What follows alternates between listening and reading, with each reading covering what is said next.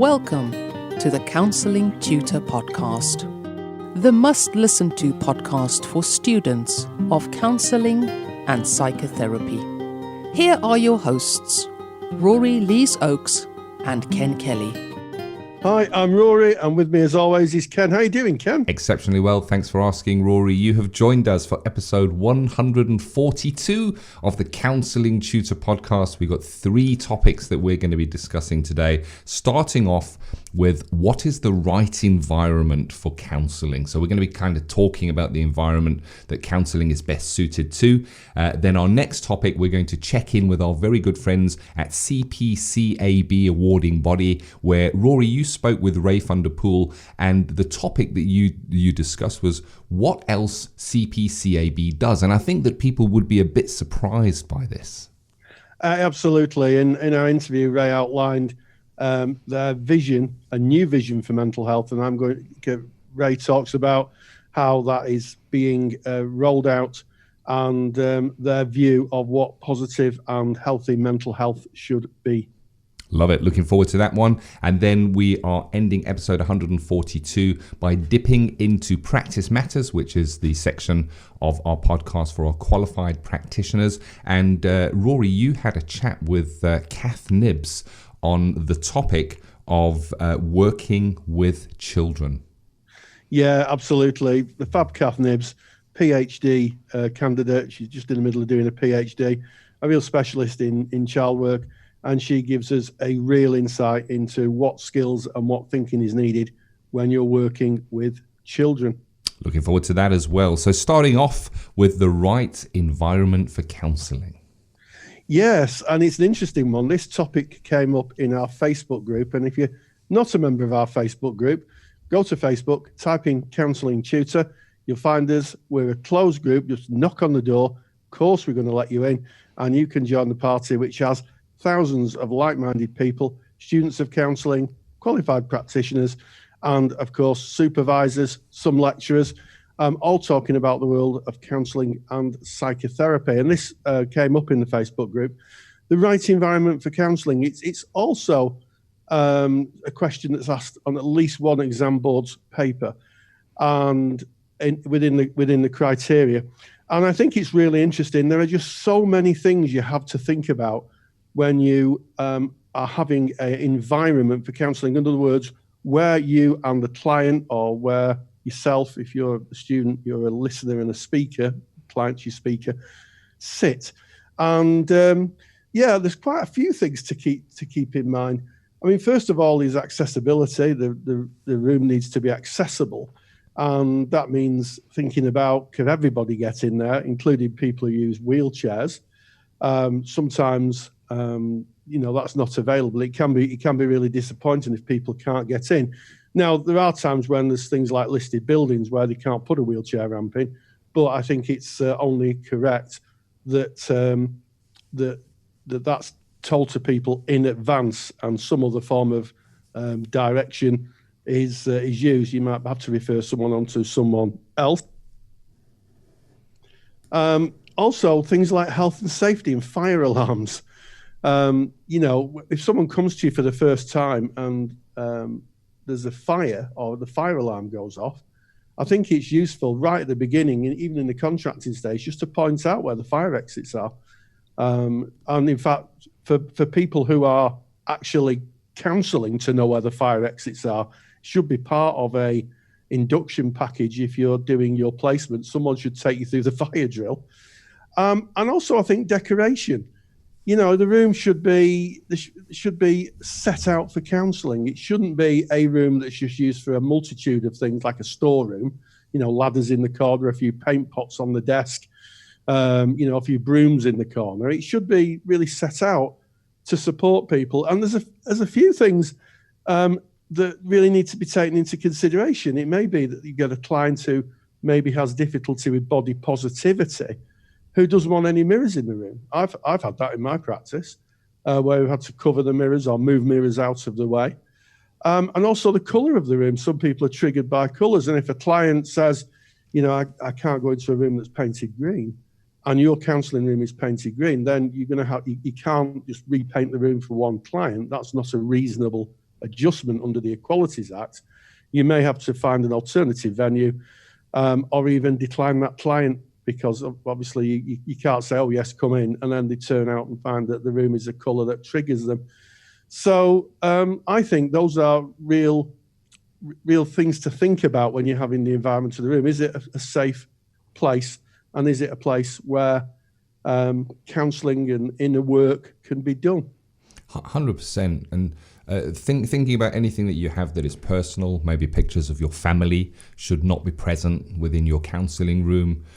Maybe you have a specific faith. You wouldn't want to maybe have any symbols of your faith around in your counselling room. You'd want to keep that as neutral as you possibly can. And it's interesting, as we're speaking about this, I can almost hear the pens going, Rory, as students that are on a counselling course, because this does come up in assignments. It's asked quite a lot, kind of scribbling down, and you're going to hit the criteria by kind of putting in what Rory and I are discussing here.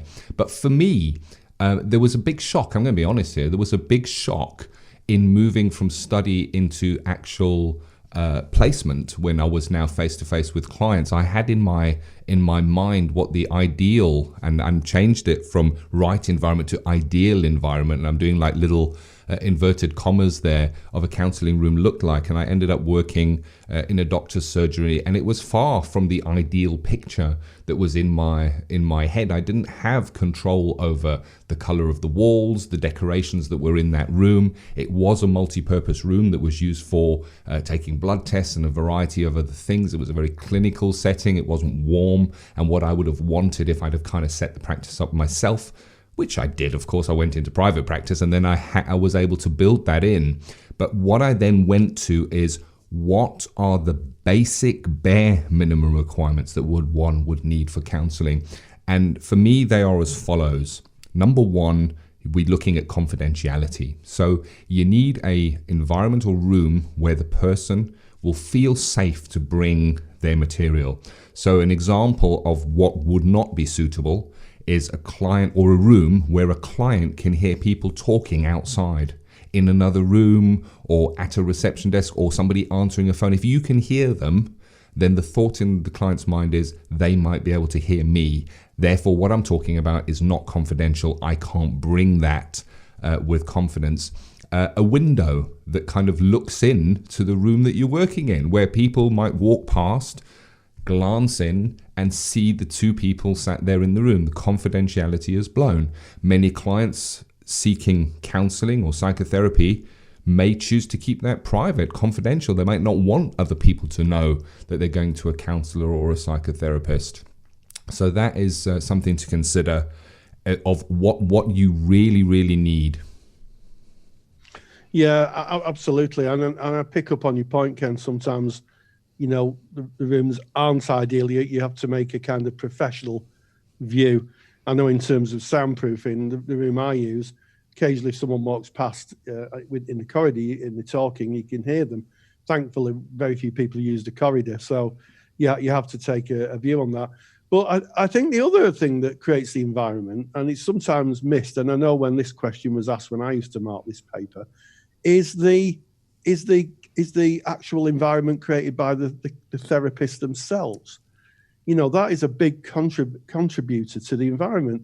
Using those three core conditions, as we sometimes refer to them, as empathy, congruence, and unconditional positive regard, skills of attending, really good listening skills, allowing the client to speak about what's going on, all contribute to the environment. So when we're talking about the environment, it isn't just the physical environment, it's the emotional environment created by the working alliance.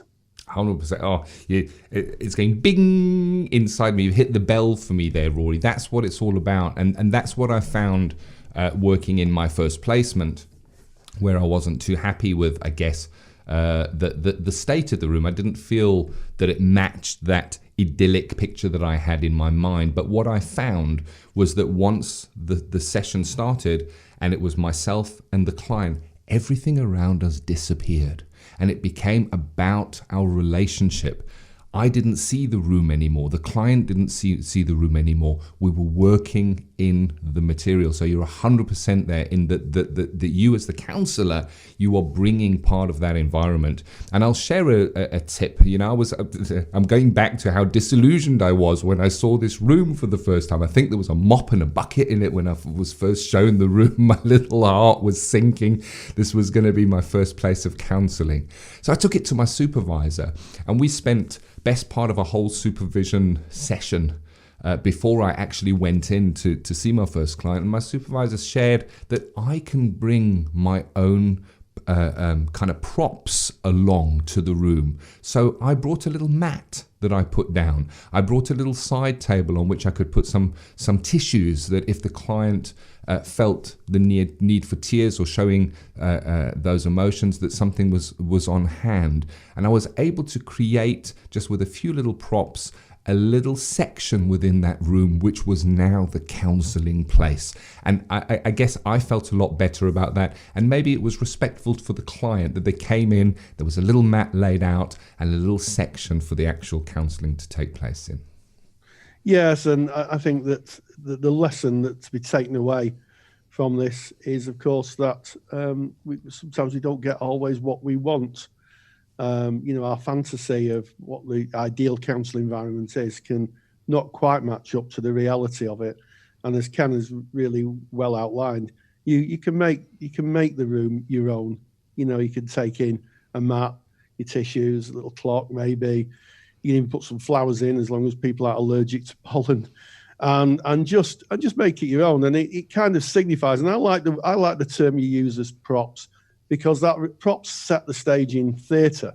And of course, you're setting the stage for the theatre, the opening of therapy, which is very much like a theatrical opening, where the curtains go back, the players come on, and the dialogue starts, and the whole of the play plays out.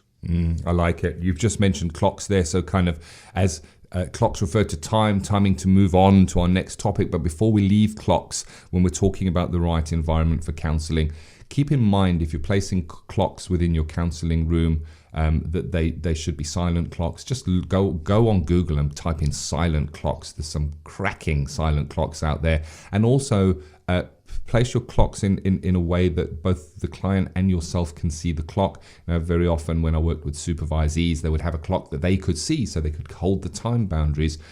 But the client also wants to kind of maybe glance at the clock every now and again, know how much time they've got left. Maybe they want to bring a new presentation, something that they've been meaning to bring, been a little apprehensive to bring, and they look at the clock, have I got time to bring that? So make sure that the clocks are viewable by all. Now there's a download, a super duper download, one of Rory's super hot downloads, and you can get this. It's on the right environment for counselling. That's what the download is called. It is free of charge. All you need to do is go to our website, counsellingtutor.com. From our main homepage, click on the podcasts tab. You'll see it. It's very clear to see, and find your way to episode 142. On our show notes page, that's what we call it, all the information we talk about in this podcast, we've got kind of external links, additional information, and of course you can get Rory's super duper handout on the right environment for counselling from that page just by putting in your email, and it will be sent to you. So speaking of clocks, speaking of time to move on to check in with CPCAB. Rory, you spoke with Ray van der Poel on what else CPCAB do. Yes, I mean, a lot of people would recognise CPCAB as an awarding body for qualifications, an exam board, for want of a better phrase. And many people don't realise exactly just how committed CPCAB, an organisation who organises and issues counselling qualifications, just how they committed are to mental health. And when I spoke with Ray, he talked about one of their ideas called A New Vision for Mental Health. And it links into what's called the Power Threat Meaning Framework by someone called Lucy Johnson, where they're looking at the traditional biomedical model, where someone would sit down and say, what's wrong with you, to a more social model, a more kind of inclusive model, where you sit down in front of someone and they say to you, tell me your story. And they're trying to create an environment where mental health is seen mainly in the narrative and not as a kind of chemical imbalance, if you like. And this is the social model. This is the social model of mental health writ large. And they have a website called A New Vision for Mental Health. And it's really, really interesting. And it's an idea that's gaining traction. Some of the more traditional established ideas of why we have poor mental health based in biomedical ideas, our brain chemicals not working or syncing up properly, is now being replaced by a more kind of intuitive and a dialogue with the client, as opposed to kind of just pushing medication out there. It's really worth listening to, because it is the environment that we as counsellors work in. Well, let's listen to it right now as we check in with CPCAB. Check in with CPCAB. So we're here with Ray from CPCAB, and we're asking the question, what does CPCAB do? What else do they do? Because they're seen as the awarding body. Some of you listening to this may be on a CPCAB qualification, but there's a lot more to the organisation than that, isn't there, Ray? Yeah, hi Rory. Really nice to speak with you again. Well, the thing that I wanted to bring to people's attention a little bit in this check-in was that the idea that CPCAB, although an awarding organisation, and that is our primary function, we do have other projects, and we're always looking to give resource to students. But one of our sort of philosophies is we're committed to a well-being society. And I think as a student, sometimes when we are on a course and it's all in enveloping, if that's the right word, but you get sort of sucked into this little bubble of doing your course. And actually, if we think about counselling, it's within the mental health sector, but it's always good to understand how things are changing within that sector as background information, as a practitioner, as a counsellor. And we've come up with this website. It's called New Vision for Mental Health. New Vision for Mental Health. And what we've done is we've said, if we were to redesign the mental health system, what would it look like? So it's about expressing all the great things that are current in mental health, and what's happening. And what we began to notice, and it's been going for a couple of years now. What we've began to notice in the mental health field is the shift in paradigm between the biological, biomedical model to a different type of paradigm, to a different model of way of working with mental health, one that includes looking at somebody holistically. And I just want to pick out a couple, if I can, a couple of posts that we've put on there that I feel sort of show the breadth, because the New Vision for Mental Health website it sort of says, mental health, you can improve your mental health by doing cold water swimming, which is great. I don't know if you've ever tried that, Rory. But a lot of nodding. I'm not nodding here. Yeah, I have. Yeah. And I can tell it was cold. It was cold. Yeah. But also, the two pieces of information that I want to share is the British Psychological Society Division of Clinical Psychology released a new framework, and it's a shift away from the biomedical model towards a different type of way of working. And it's specifically designed for clinical psychologists and psychiatrists. And what it sort of does, it's called the Power Threat Meaning Framework. And Lucy Johnston and colleagues, 2018, so really current, have put this framework together. And where you normally sit down with a clinical psychologist or a psychiatrist and they say, well, what's wrong with you? Basically, that's what they're asking. They're looking for symptoms. Yeah. They're looking for, what's wrong with you? And then it feeds into this biomedical model where they, a lot of the time, prescribe medication. Well, Lucy Johnson and colleagues have come up with this idea that what happens if we don't say what is wrong with you, but we ask a different question, like, what is your story? Mm. And I think as counsellors, this really fits into our way of working. This idea of what has happened to you, that sort of inquisitiveness, and they link that to the power differentials in your relationships. What has happened to you? Yeah, well, I mean, as I say, in the traditional biomedical model, you go and see a psychiatrist or a psychologist, and with great respect to our colleagues in that sphere, historically it would be about diagnosing and literally, like, if someone came in with a broken arm, what's wrong, we can fix that. And I think the term paradigm is interesting. Paradigm, as I understand it, is an agreement by all, usually in the scientific field. So if you drop a penny, or for those listening in another country, if you drop a coin onto the floor, it will always hit the floor, because that paradigm is gravity, and everybody agrees that we have gravity. But the world of mental health isn't like that, and the attitudes now are kind of shifting from, as you say, treating with medication, which has its place, to more of an understanding of the individual story and what happened to them, as a way of looking how someone can almost self-treat themselves, how they can be in the world with the difficulties they're having.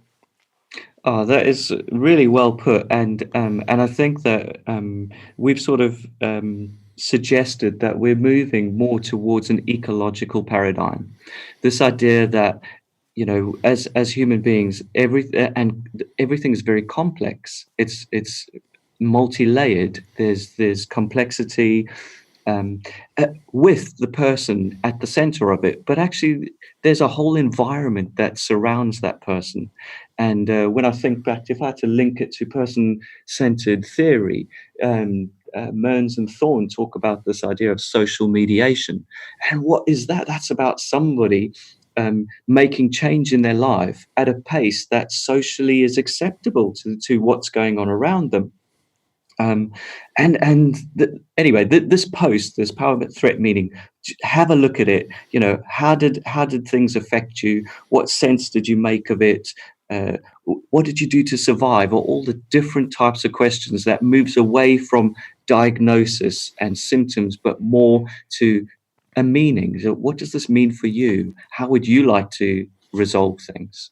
Yeah, absolutely. And it's a welcome change, because in the mental health world, there's been an acknowledgement that part of it, a lot of it is how the individual perceives it. There's a big link to phenomenology here, perceived experience. And, blanket terms like depression, sometimes universally, they're not helpful, because depression is just a word.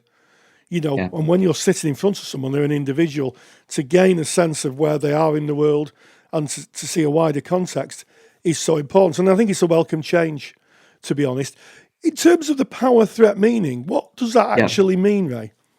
Yeah, sure. The power threat meaning it's about what Lucy Johnson is saying is that actually in somebody's life, there's different types of powers. There's so, for instance, if I was at work and I was dealing with my superior, my boss, then there would be a power differential. Or if somebody was, for instance, if we go right the other end of the spectrum and somebody was abused, then there is a power difference there. So what forces are acting against you that has meant that something has happened to you? So, for instance, this idea of abuse, that is an authoritative power that has come against you. And the threat is, well, how did that affect you? So because you've been through that experience, what has that meant? Has that meant that you find it really difficult to form relationships? And you might be performing a cycle of many, many different types of relationships, but still not being able to maintain them. And then what sense did you make of it? And this is the meaning part. So by talking about it and saying, actually, when you're in your relationships, what is that like? And really teasing that apart and bringing some meaning to it. And then what did you do to survive? And this is where it really begins to take a life of its own, is that actually something's happened to you.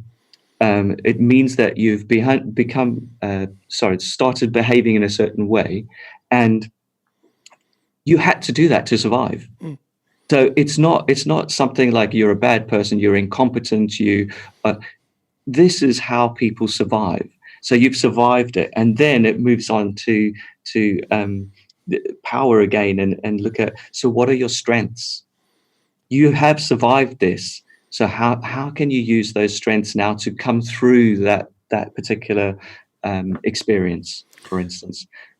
It's a radically different approach to, what people would, certainly in my generation, would see as traditional mental health support outside counselling.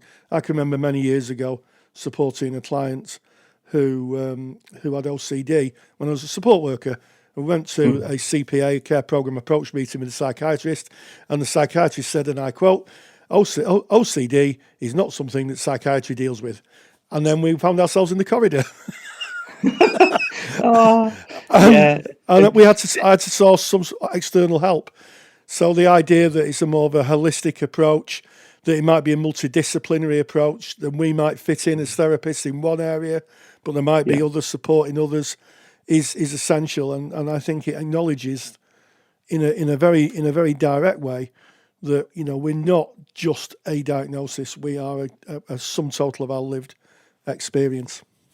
For sure, and I think that's this shift in thinking that we're not a symptom, we're not a diagnosis. We have a story, and we've come through that story, and we can come through that story. Absolutely, Ray, and I think that's definitely food for thought. So as always, Ray, thank you very much. Thank you, Rory. Check-in with CPCAB is proudly sponsored by CPCAB, the only awarding body run by counsellors for counsellors. To learn more about CPCAB qualifications and to get more detailed information on today's podcast topic, visit cpcab.co.uk. Well, I think hats off to CPCAB on this. Round of applause. Yeah, let's have a round of applause. Yeah. This makes them so much more than an awarding body. This shows real commitment to mental health and wider society. And I say they should be applauded for this, because it is about what counselling is about. It's not about sticking to the status quo. It's about research, and CPCAB are all about the research. I can assure you of that. And as a consequence of that, the research is pointing more to a discussion, a dialogue model, than maybe a chemical, drugs-based model. And I've had a look at the website. People should go. It's called A New Vision for Mental Health. It's basically a vision for it, and it's absolutely wonderful. And I know that a lot of clients, who've traditionally been through the biomedical model and then have come to someone who says, well, just tell me what happened to you as opposed to what's wrong with you. It has been a revelation and a road to cure. And to get that link, if you didn't pick it up from the chat on the podcast, you can just go to our website and get that link anytime, counsellingtutor.com, click on the podcast tab, go to episode 142. All the links relevant to this episode are there. You can just click on it and go and check out that website. So I guess we're speaking CPCAB. They are an awarding body. So they kind of serve learning institutions and as you said, Rory, exam board. They kind of set the criteria. We're moving away from study and into practice to our qualified practitioners. A little while back, Rory and I recognized the need for a continuing professional development, online, on demand, which is kind of how we deliver our study resources. And we created an online, on-demand CPD library. And today we're kind of dipping into that library with a topic that kind of comes up very regularly in our Facebook group. And this is working with children. Now, I know, Rory, you spoke to Kath Nibbs on this topic. Kath has worked extensivly in the sector working with children. Share a little bit of what we can expect from this. Well, Kath Nibbs is a very experienced child and adolescent therapist. She's a PhD researcher. She's a UKCP member, and she's absolutely committed to working with young people. And what we can expect is her to outline how different it is working with young people than it is with adults, and touching a little bit on how the meta models that we learn for working with adults may not transpose easily to working with children. Let's get right into that with Practice Matters. Practice matters. So we welcome Catherine Nibbs, who's a child and adolescent therapist. So welcome, Catherine. Good afternoon, Rory, and thank you for inviting me. Well, yes, Catherine and myself are great friends outside of the world of broadcasting and online work. And Catherine's a child and adolescent therapist.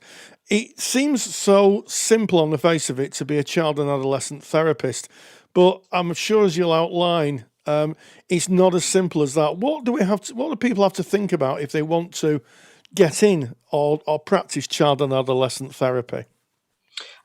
Very succinctly, Rory, you have to consider everything. As I've said to you on numerous occasions, children don't come context-free.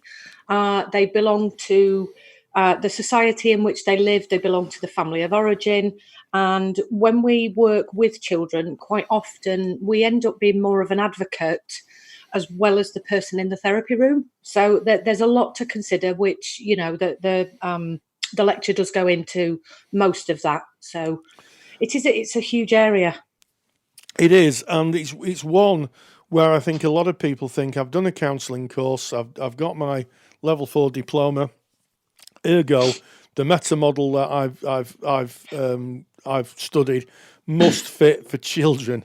Is this true, Kath? In all seriousness, no. So there's a whole heap of areas that we need to consider when we work with children. Most importantly, the phenomenology, which is the worldview of the child. And to understand that, we've really got to go back to basics and understand about neuroscience and child development. And it's been really fabulous to see that quite a lot of the membership bodies have actually taken this into account in terms of the competencies that they're now saying that to work with children, you need to be able to understand these areas. And it's not really understand the areas as an overview. It really does need to be in depth. Yes, it's not just a case of applying a model to a child, because you have to take in areas such as, I would imagine, child development.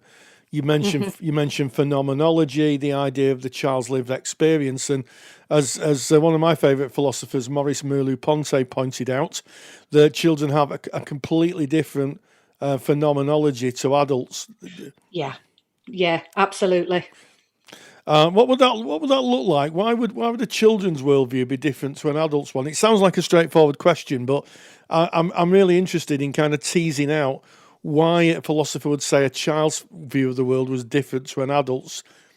Well, there's lots and lots of as you've coined the phrase earlier today, meta theories around why this happens. But essentially, children are developing, and that means that certain stages and ages, their brains are capable of understanding things in a particular way. You've got to take into account their ability to do things in the world. So a toddler cannot do what a 6-year-old can do, and a 6-year-old cannot do what a 12-year-old can do. And this is why certain perspective and models, and the way that we work with children, they won't work with children. So, for example, CBT, which is cognitive behavioural therapy, it's impossible to do that with a child under the age of about 12, because they don't have the ability to think in a cognitive way that adults do. And this is one of the issues about children, is they are still progressing through the world, and therefore each day they mature is a new way of seeing things. So I think Ponte is very good at kind of pointing out that children have a very different view of the world, and actually that grows with maturation. So it grows with age and complexity. Yeah, I think that's something that's kind of missed a lot when people think of child and adolescent therapy. So the message is clear that you need to understand child development, child brain development. You need a wider understanding of a child's environment, be that the family, the extended family, their points of origin. I'm also interested in the idea that that you could do standard counselling with a child. I know that in our many conversations that when we meet, you talk about advocating for the child, being an advocate, and that sounds a bit counterintuitive to counselling. It sounds almost like maybe coaching, or even in maybe kind of a more supportive role. Can you just expand on what you see as the advocating role of a child therapist is? Yeah. So when we talk about advocacy, we're talking about our ability as the therapist to be that child's voice in the world. So very often decisions are made in and around children and what's happening for them. So, for example, most children are brought, and the brought is in inverted commas, to therapy, usually with some form of either POP diagnosis or actual psychopathological diagnosis. So children tend to arrive at therapy with, issues such as anger, or they've had this life event which they need fixing. And it's about understanding that when we work with children, we have to take the time to understand what it means for them to be brought into counselling, what it is that we can do in order to help them. So, for example, we might be working with a child who's got two parents that have separated. So they might have divorced, and the child is brought by one parent. And one of the things we need to be able to do is say, okay, does this child want to be in therapy? Can we actually work with this child if they're not particularly keen to be in therapy? And that differs to that of adults who generally come to therapy because they want to be fixed or they want to heal, if that makes sense. And being the advocate for the child, we can often talk to other adults, other grown-ups, and we can help those adults understand what it is that child needs in order to heal from wherever they are. And by doing that, there's a very nice phrase, team around the child, and I think it's about the context. If we don't fix the context in which the child exists, then that child continues to stay within that environment without the aid of the adults around them. And that's really what we can do as child therapists. Yes, I mean, I think that's just so important. The child has only so much agency, where an adult is generally free to make decisions in the world. Yeah. So maybe speaking with caregivers about how they are in the world, maybe even speaking with caregivers about their own history of being parented. Yeah, often that is what I do, Rory, and I speak to, on behalf of the child, I may speak to the school to help them understand what's happening for that child. So I might be working with a child who's grieving, a child who's traumatized, and giving that environment the information about, okay, this child isn't, as is often quoted, naughty or kicking off. What's happening for them is there's a dysregulation in their emotional ability to communicate with you because of, and it means we can actually advocate and we can talk to other people about the process without ever breaking confidentiality for the child. So we can almost be psychoeducational on behalf of the child so that the child's environment is supportive and aids in healing.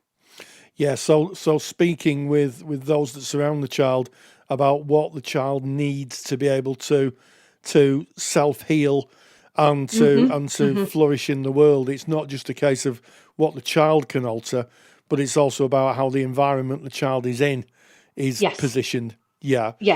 And research shows that you can't work with a client who doesn't want to do the work. So creating that space and environment where the child can be contained to then engage in the process through their own autonomy and empowerment is really the kind of essence of what we do when we take everything else into account. Yes, and Kath's lecture goes into this in great detail about what it takes to be a child therapist. And I've known Kath for a long time, very passionate about the work, a very talented child therapist. I know Kath might not kind of acknowledge well, you that. can't see me blushing. So it's a great opportunity. Kath, thank you so much for catching up with us on the podcast. And Kath Nibbs, thank you very much. Wow, thank you, Rory. It's so insightful, and it just makes me think of all of those kind of questions that come in specifically from students who are saying, can I go and work with children in my placement? There's just that recognition that there's so much to it, a lot of moving parts. This is really a very specialist area, and I guess a very rewarding area of what we do as counsellors and psychotherapists. Yeah, absolutely. And children deserve the best possible service that we could offer. I think sometimes that might be missed. We talk about, offering an ethical, professional service to clients. And I think some people think that as, adult clients, but children, should have the best possible service. And in service to that particular client group, additional training and additional understanding of things like cognitive development and child development is absolutely essential. 100%. And this kind of keys into a lecture that we have on our Counsellor CPD site. If you're interested in our Counsellor CPD site, you're a qualified counsellor or psychotherapist, please just go to counsellingtutor.com. All the information is there. And really what we're doing is we're covering the topics of interest, creating certified CPD modules where you can claim a certificate for that, kind of put it towards your CPD for the year on a range of topics. And they are on-demand formal lectures. So it's not two people just having a chat. It is a formal lecture with learning outcomes, with a formal lecture with a slide pack download, audio download, and of course your certificate after that. So hopefully, we are kind of, I guess, hitting a need on that, because we've heard so much, that the traditional model of CPD is maybe going to a conference or taking time out of work. And this gives you an opportunity to dig into these topics, important topics, from the comfort of your own home, really, from your tablet or your laptop. Yeah, isn't that fantastic? And we know that people's time is precious and there just doesn't seem to be enough time. So why not do your CPD in the time that's convenient to you? So what a great episode 142 of the Counselling Tutor Podcast. We started off with the right environment for counselling. Ken and myself talked about, what that environment should look like and how rooms should be set out, and also practitioners' attitudes, all contributing to the environment. We moved on, and it was quite nice that we moved on to talk with Ray van der Poel from CPCAB, who talks about a new vision for mental health, CPCAB's manifesto for the change of mental health and how we engage with people in distress, and a fantastic initiative from CPCAB. And then we finished with the Fab Cath Nibs talking about working with children, outlining what skills and what we need to think about when we work with children and how different it is to working with adults. And as always, stay grounded and stay safe. Take the stress out of your counselling studies and get the support of Rory and I by joining us in the Counselling Study Resource. Counselling Study Resource, or CSR for short, is the world's most comprehensive assignment guidance and study support resource for students just like you of counselling and psychotherapy. See how Counselling Study Resource can help you. Visit counsellingtutor.com. That's counsellingtutor.com. Thank you for listening to the Counselling Tutor Podcast. Find the show notes for this episode on our website at www.counsellingtutor.com.